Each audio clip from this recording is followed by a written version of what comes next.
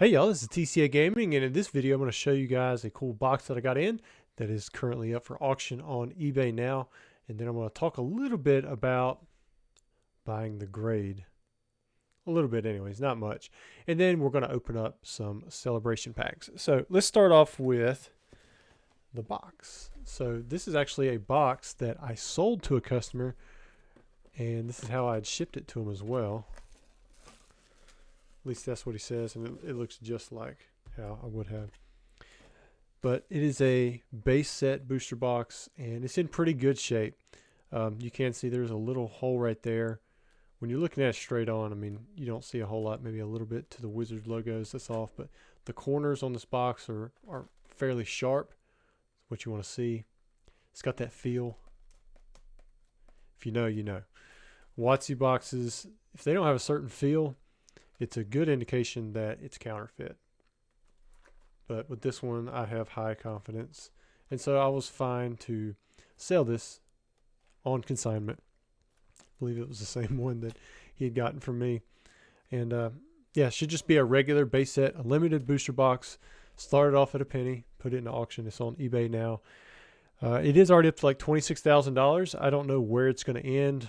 Maybe around the 30 range if it gets a good sale, but it's hard to say because, you know, with the market right now, I know last time when Logan Paul, you know, come through with this stuff, you know, it spiked and then it come down. You know, is that going to happen again this time? I really don't know.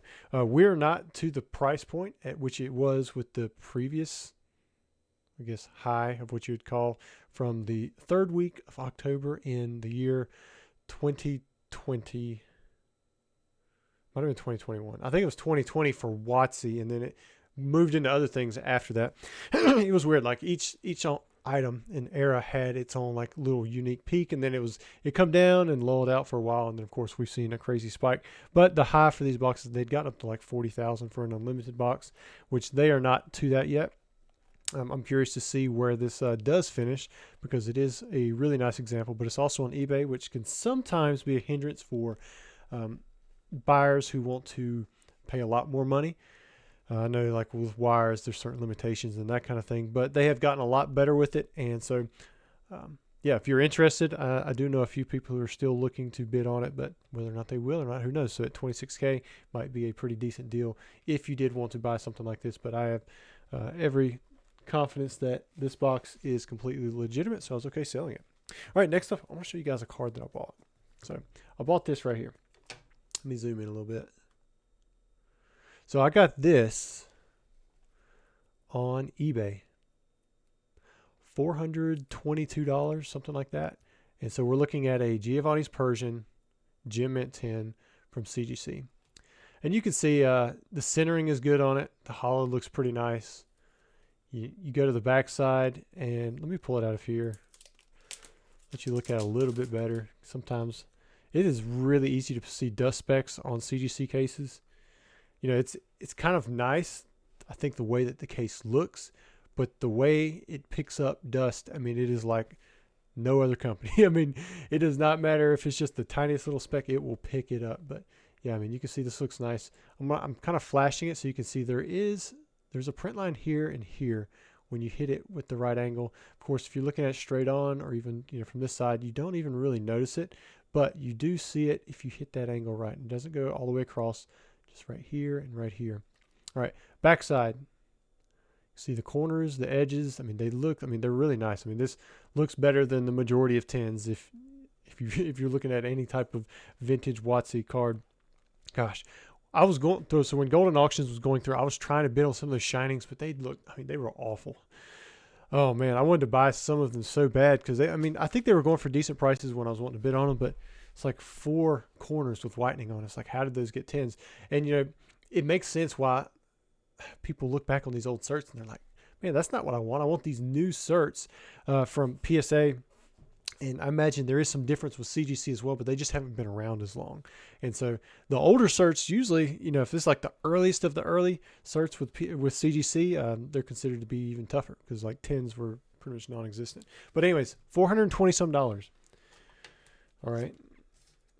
Now this is what I have in PSA. I have a PSA 9. I didn't look up the value, but usually it's you know, for a card like this, it's probably going to be a little bit less than the Gem Mint 10, but I don't know. With the way the market is now, you can see with this one, it has similar print lines, except that this one right here it's a little bit deeper right there. But otherwise, kind of similar, what you're seeing right here. Nice looking 9. And then if you go to the back side, the centering's off just a little bit, kind of going to the top right, but nothing too bad. This is I would say this is a nice, strong 9. And so this is what's in my collection right now. I've got a PSA 9 and I have a CGC Gem Mint 10. You know, this is going to be a little bit less than this likely, or in the same range. It's not going to be too much less than that. The reason this Gem Mint 10, you don't see a huge uptick in price. You see an uptick in price on CGC 10s from the PSA 9 for cards that are generally more popular. So something like a Dark Charizard. It's not always the case, though, because like Shadowless Charizard is pretty similar in price, PSA 9 to CGC 10. It didn't used to be that close. And then there's other cards where there is a significant difference between, like, let's say with Special Delivery Charizard, you got a PSA 9, you know, maybe $200 or so, but a CGC 10, Gem Mint 10, you're looking at closer to $500. Even a CGC 9.5, I just sold one for $260, so you see an increase in value. I'm kind of fascinated at why there's such a dynamic with certain cards. To me, this is one that's always had a price difference, because I remember there was a pristine, it was a blue label pristine, Giovanni's Persian in a 10, and it went for like $500 or something. I sold it in auction. Like, I wanted to buy it, but it was my consignees. And it went for like a 10th of the price of the PSA 10. Now, you did hear that right, like a 10th. And it's actually more than that now, because I bid on a Giovanni's Persian PSA 10 that went through, let me see if I can pull it up on my eBay. But that was, I think it was through Z&G. And actually, it'll be in my Gixxon history. I know it will. Hopefully I can log in. I bid $7,777 and I lost it. I did not win. I was surprised. Yeah, it was through Z&G. It just failed, but I'm going to show it to you. As long as I can pull up Google Chrome anyways, I should be able to access it with this. Let's see. There we go. All right. So yeah, $10,000 for the PSA 10. So you're talking about a multiplier of what, 25? 25 times as much money does this PSA version cost versus the CGC version. And to be fair, if we look at it, I mean, that's a pretty clean corner. If you look really hard, you're going to be able to find something. But this was, in my opinion, why can't I go to the bottom right? Sometimes this doesn't work that great. Yeah, this corner does have a little white dot down there, but overall, really nice, good centering. The case is a little dirty, a little bit older. That's okay. But we can't see how it flashes. My guess is there's probably a print line in there, but we don't see one right off the bat. So if I'm looking at this, and I'd say, yes, this is a good copy for a PSA 10, and I would be happy based off of what I saw. But it went for $10,000. So, you know, if you're looking at that, you're talking about you can get 25 of these versus the one PSA. Well, if you won them all for that price. It's not always going to go that way. And it's not like you're going to be able to find 25 copies for that. If you guys remember, I was buying Blaine's Moltres for a while there because you could get them for $1,000, sometimes less. And first edition CGC 10 versus the PSA, which was like $5,000. I'm like, I could get 5 of the CGC versus the one PSA. Well, in this case, it's like 25 times as much. And so while I would like to have the PSA 10, I feel like there's more value here right now, more opportunity for value. Whether or not that's actually the case, I don't know, because these low pop PSA 10 WotC Hollows, they have held value very well. Even during like the drought periods when everything else seems to be kind of trickling down, the prices don't go down that much. And then during the upticks, they really go up. So while I'm not saying that it is actually the best move, to me, I feel better buying this for $400 some versus the other for $10,000. And I don't know how many of you guys feel that way. I really want my collection to be all PSA 10, but I'd be happy with picking up a pristine 10 of this, you know, for something. If I can get it for less than the PSA 10, that'd be great. I'm going to be on the lookout for auctions for certain cards that I still need. Like Gym Challenge, I need one card because I have the Unlimited. Here's a PSA 10 Unlimited Giovanni's Persian. We can kind of look at it too if you want to. Well, I say that like I'm asking you, but look at this. This was pretty clean. And I will say, it's not always the case that every 10 that I have looks good like this. There are some that do not look that great, but this one looks, I think, really nice. The only thing, it's a little bit off-centered, but definitely not enough to warrant losing a 10. Now you can see a white dot there, but it's really small. And so this is a card that I think, was really deserving of a 10. So I'm happy I have this one in my collection. But when you compare the condition of these three, that one is definitely the best of the three. And then I would say this one, and then this one it's a little bit, it's got a couple, small things with it. It's got both the print lines. That one's a little bit deeper. You can definitely see it easier, but also the centering, and then you had the one white dot.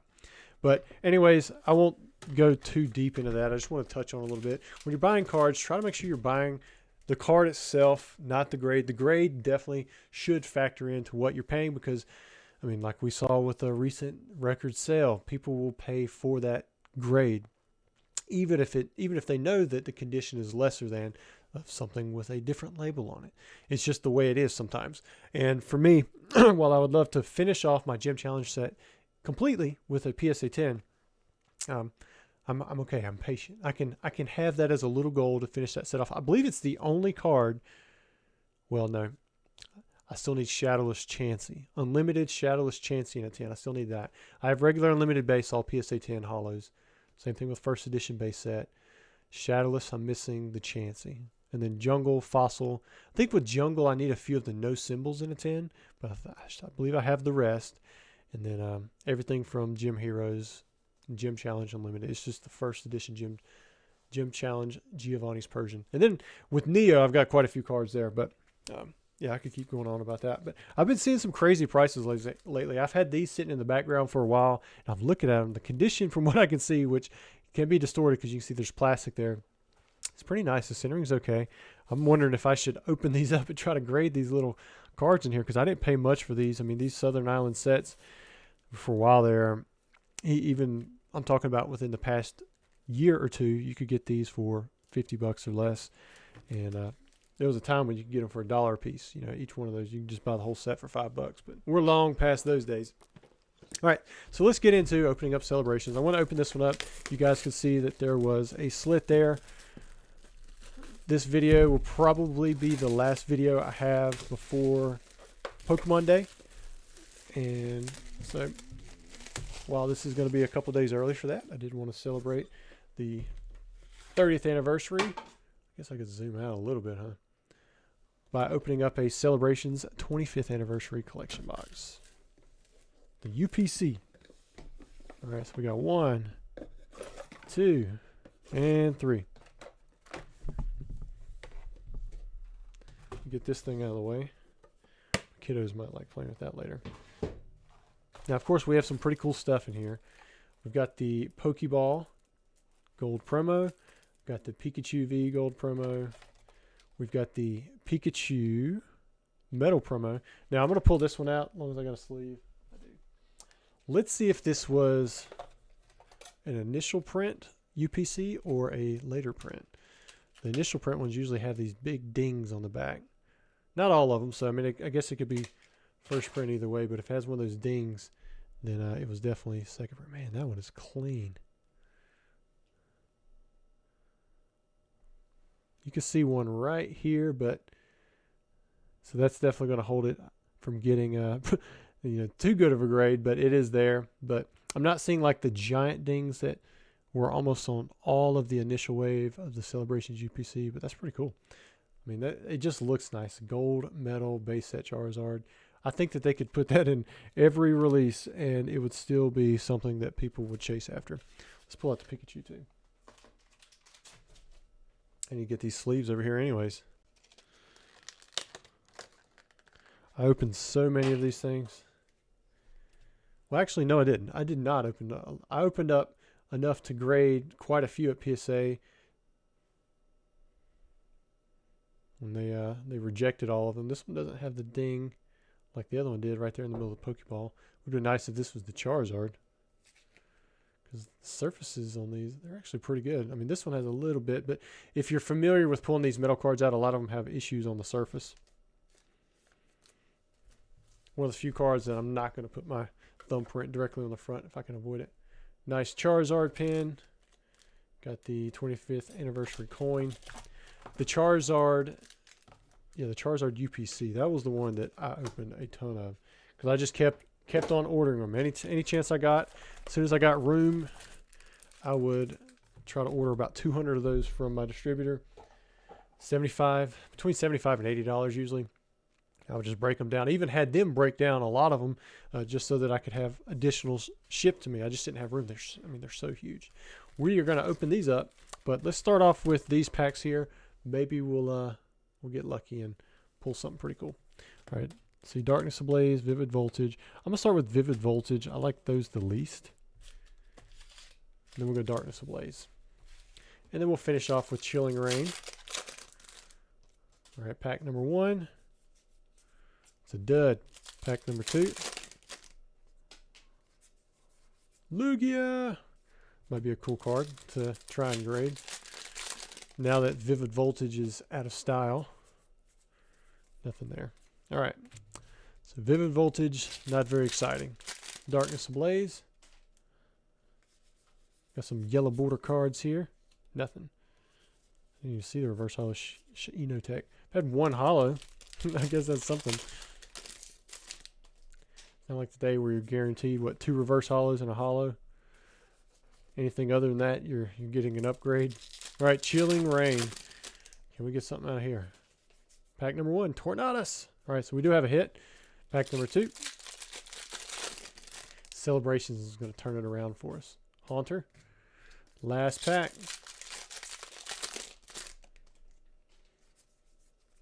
Blaziken VMAX. All right. So not too bad on the Chilling Reign. Now, this is what you get in one of these Celebration UPCs. 3, 6, 9, 12, 15, 17 of these packs. They're like over $20 a piece now. I haven't checked the price of the UPC, but I can imagine they've went up too. All right, Palkia, Zekrom, Imposter, and a Pikachu right off the bat. Boom, we'll put this classic collection there. If we pull any Mews out, I'm going to put those in here too. Hopefully these are in decent shape. A lot of these holos, they do really well if you can get a PSA 10 out of them. Like that Mew's not going to get one. It's off center, but it's pretty expensive in a 10. Lugia, Reshiram, nice. Got a Gardevoir. And there's Professor Oak. Cosmog, another decent card if you can get it in a 10. There's another Mew. Cards I would like to pull. Birthday Pikachu, Shining Magikarp, Umbreon Gold Star, and of course Charizard. Surfing Pikachu. All of these are looking kind of OC, so. Ho-Oh, Cosmo, nice. Dark Gyarados. And then Pikachu.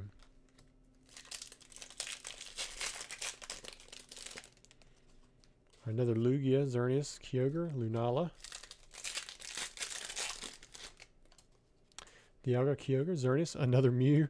Every one of those Mews has a thin right border. I don't think they have a chance. Nice. Mewtwo EX from Next Destinies. And it was a Flying Pikachu V. That Mewtwo EX was such a big card for the gameplay. Look at that. 3 Psychics. Cosmog, Cosmo, and Mew. Lugia, Palkia, nice. Got the Mew EX with the versatile. Beautiful move. So I had one of these from Power Keepers that was in pristine CGC 10. Somebody bought, I had this up for sale at the same time, the 25th anniversary one. They bought the 25th anniversary one. I sent them the Power Keepers version. I tried to see if I could get them to correct it, but they did not. They said they would, but they just never did.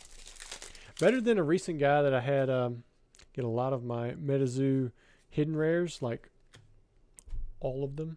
I had 27 auctions, and I accidentally, somebody bought a complete set of the Altarts, and those are a lot cheaper. It was like $500 for that versus 28 of the hidden rares and the whatever the other one is, the legend rares or whatever. He got all of those.